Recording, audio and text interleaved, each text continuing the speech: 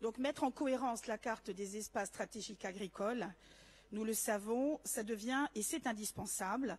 Nous en avons largement discuté et débattu dans cet hémicycle de façon récurrente.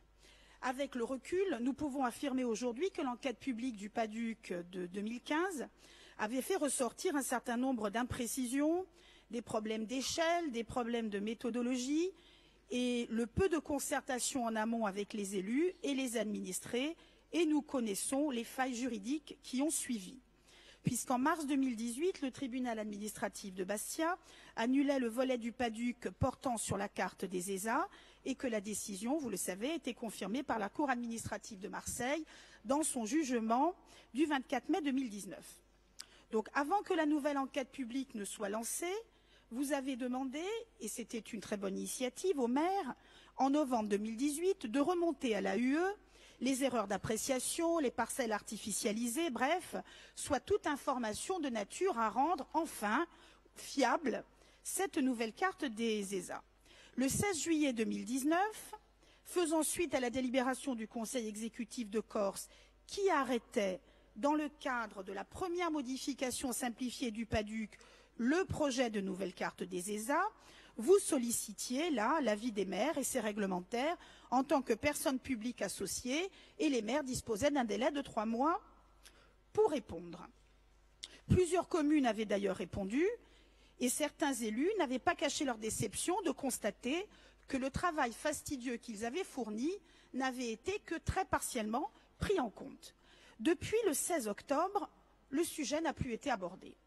Alors qu'il était annoncé à l'ordre du jour des sessions de novembre, puis des sessions de décembre et enfin à la session de janvier 2020.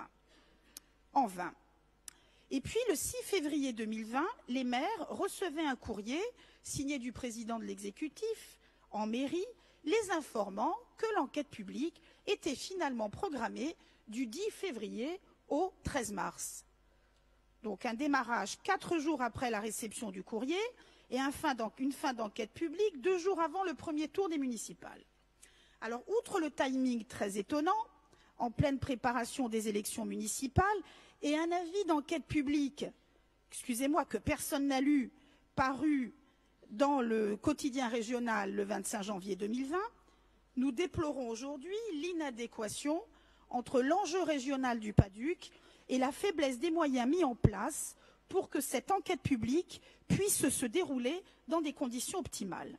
Vous retenez 14 lieux d'enquête, loin de représenter le territoire et les terres à forte potentialité, sans avoir d'ailleurs intégré les grandes agglomérations où résident bon nombre de propriétaires fonciers.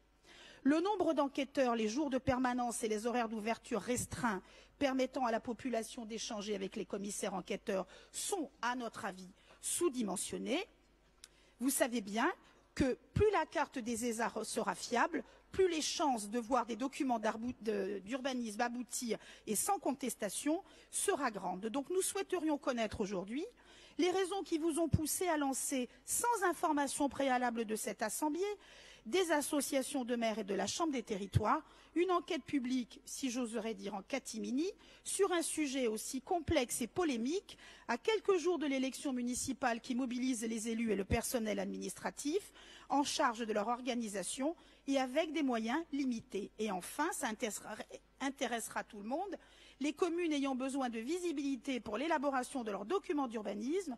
Pourriez-vous, s'il vous plaît, nous préciser le calendrier prévisionnel qui suivra la date du 13 mars et qui devrait déboucher, nous l'espérons, sur une carte juridiquement viable? Merci.